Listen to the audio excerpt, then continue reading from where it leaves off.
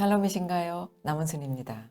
오늘은 3장 27절부터 3장 끝인 35절까지 말씀을 드리려 합니다. 바로 27절을 보겠습니다. 내 손이 선을 베풀 힘이 있거든 마땅히 받을 자에게 베풀기를 아끼지 말며. 이 말씀을 문자로 간단히 읽어버리면 좋은 일과 구제하는 일로 이웃을 돕는 정도로만 읽어집니다. 그러나 원어의 의미를 살피면 좀 다른 의미가 있습니다. 여기 마땅히 받을 자에게 베풀기를 이라고 번역이 됐지만 원어는 주인, 즉 남편이 됩니다. 그래서 다시 읽어보면 내 손이 선한 뜻을 행하려거든 주인이시고 남편이신 주께 행하기를 금하지 말라라는 말씀으로 이해가 됩니다. 여기 선을 베푼다는 것은 주의 뜻을 행한다는 것입니다. 따라서 영생의 말씀을 먼저 깨달아 알고 그것을 나누어 주는 것이 주의 뜻을 행하는 것이 됩니다. 철저히 주께서 주신 것만으로 하는 것이지요. 바울 사도께서도 주의 뜻을 알고 행하라고 합니다. 에베소서 5장 17절입니다. 그러므로 어리석은 자가 되지 말고 오직 주의 뜻이 무엇인지 이해하라. 다른 말로 하면 썩지 않을 양식을 먹고 그것을 나누는 것입니다. 이것이 성경에서의 구제이고 선한 일인 것입니다. 이 일이 마태복음에 기록된 가르쳐 지키게 하라 라는 주님의 명령인 것이죠. 다음 28절입니다. 내게 있거든 이웃에게 이르기를 갔다가 다시 오라 내일 주겠노라 하지 말며. 먼저 내게 있는 것이 무엇인지 봐야겠죠. 지혜이지요. 이는 예수님의 그 입의 말씀입니다. 더 정확히 말하면 깨달은 5마디의 말씀입니다. 따라서 이 지혜의 말씀인 그 생명의 양식이 내게 있거든 오늘 주라는 것인데요. 왜 꼭 오늘일까요?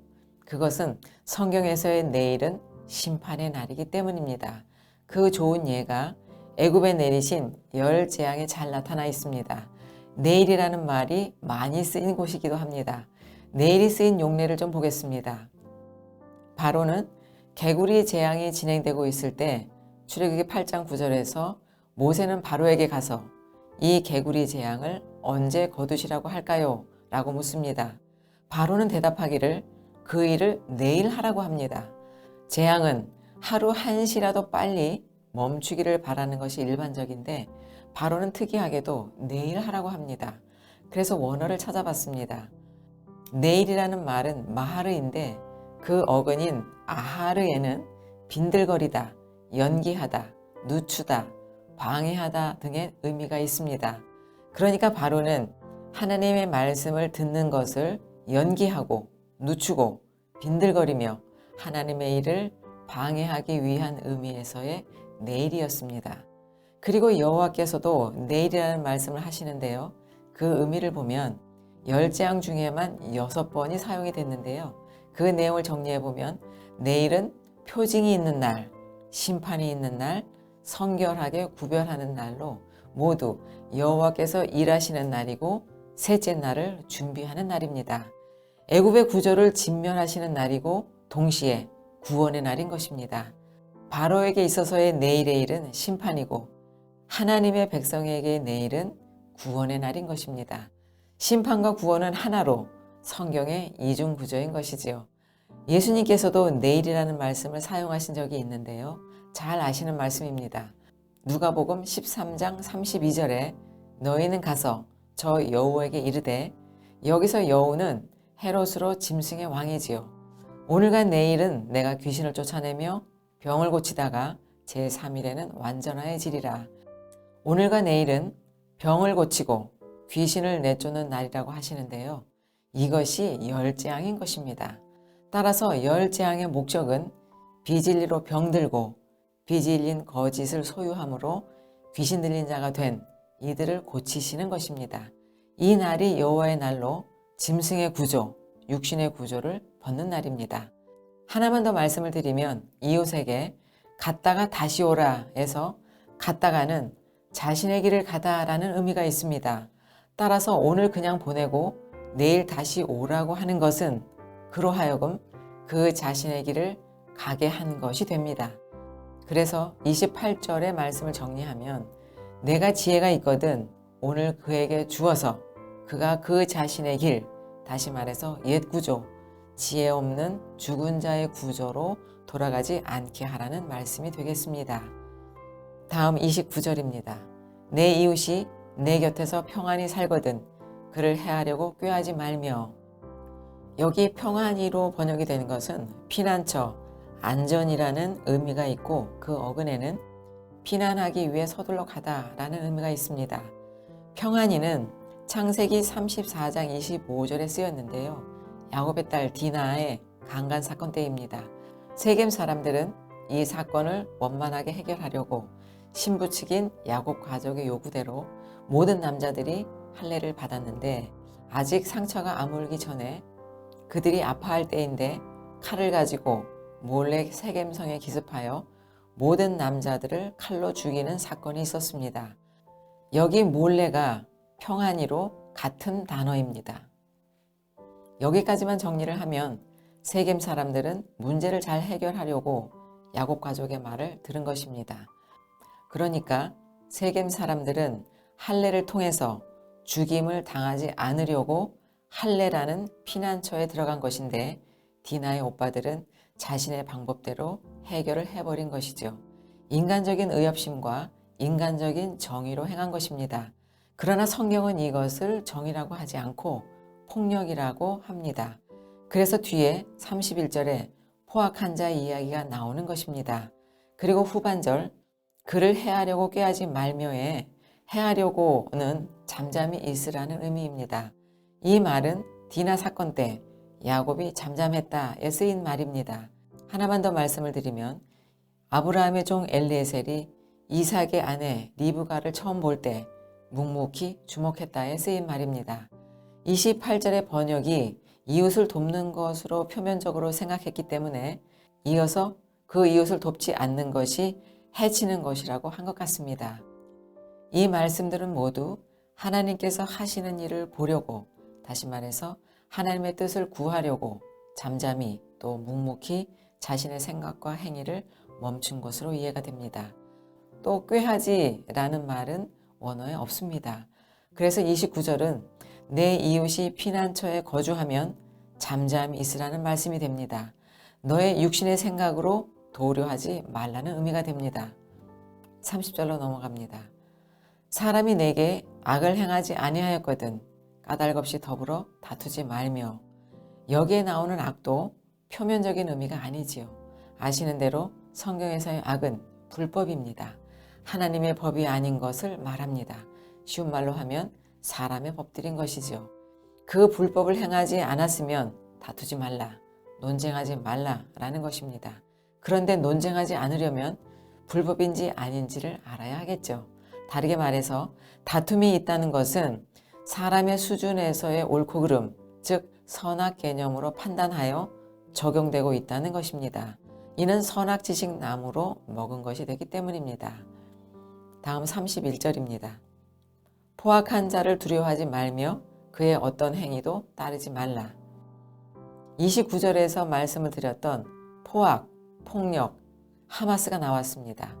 30절에 사람의 생각, 사람의 수준으로 옳고 그름을 판단하고 행하게 하는 것이 폭력이라고 말씀을 드렸는데요. 사람이 사는 사회에서는 정의라고 하지만 성경에서의 정의는 아닙니다.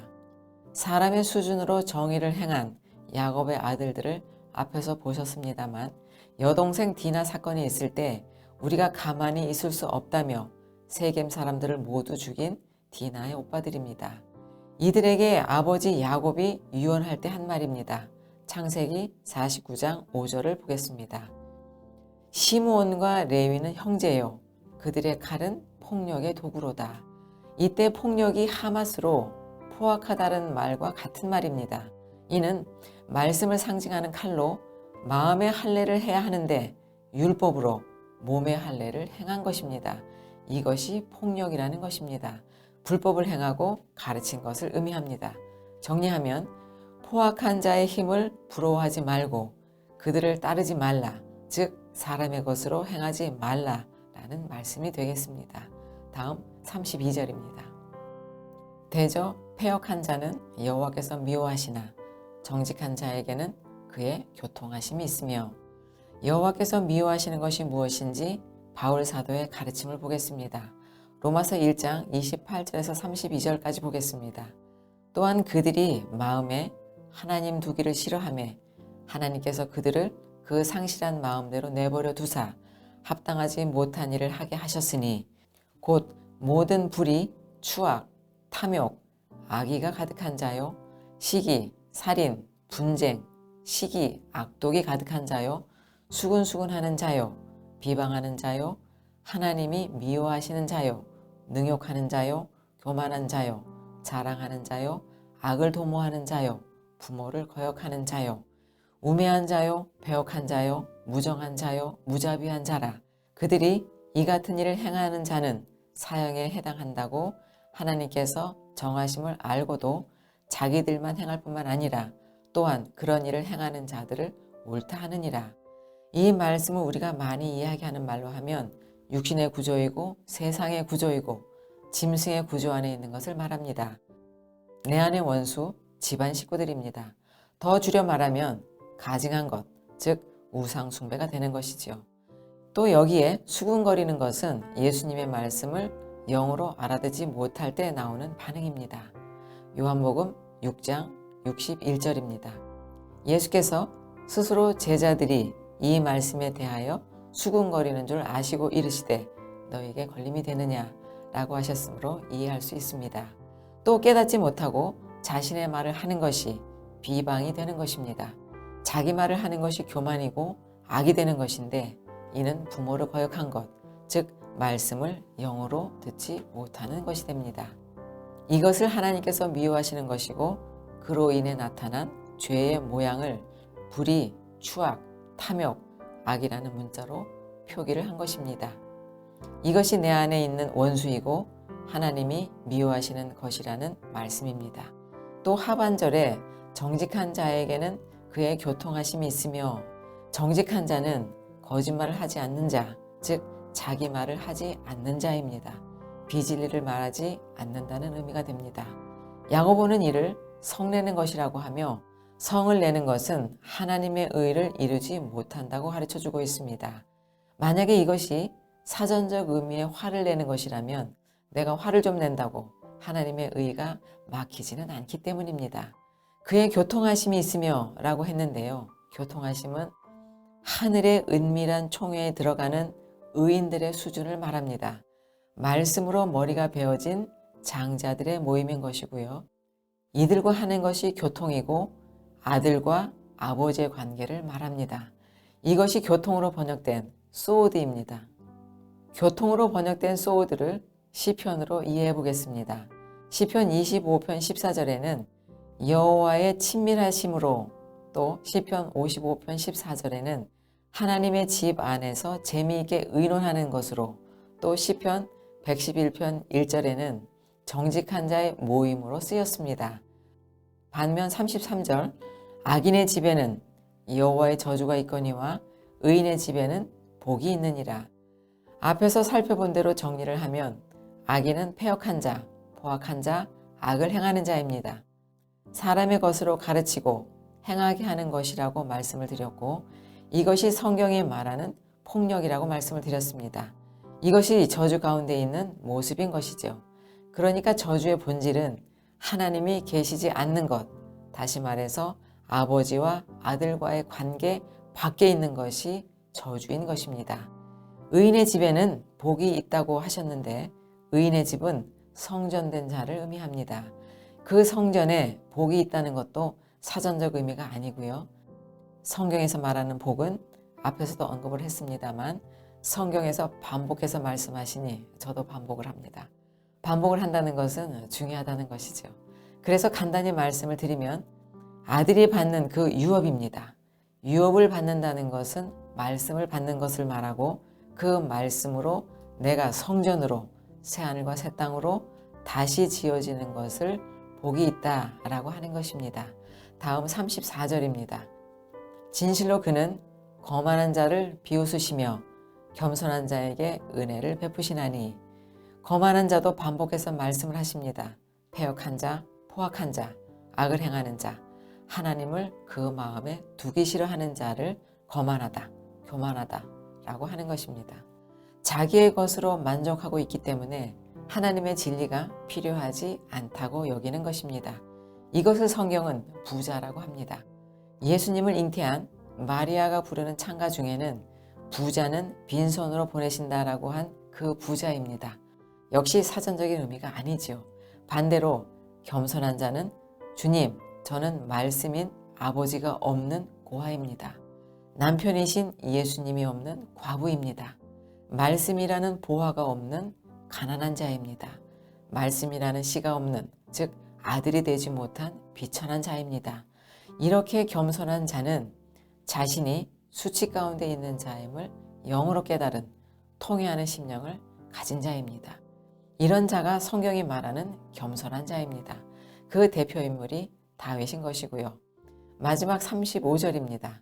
지혜로운 자는 영광을 기업으로 바꾸니와 미련한 자의 영달함은 수치가 되느니라. 지혜로운 자와 미련한 자가 나오는데요.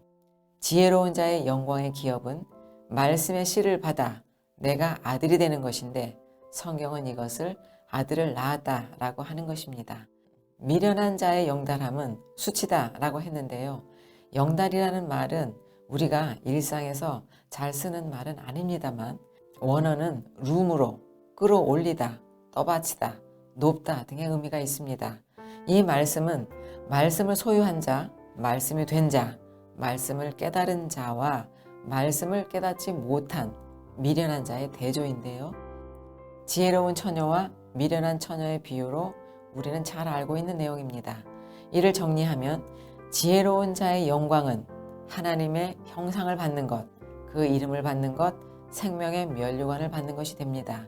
한마디로 하면 하나님의 짝인 아들들이 되는 것입니다.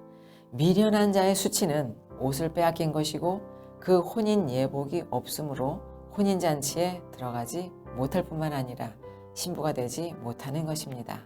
그 씨를 받지 못함으로 생명이 없는 자, 아들을 잉태하지도 낳지도 못하는 자가 되어버리는 것입니다. 이것이 성경에서 말하는 수치이고 굴욕이고 비천한 자입니다.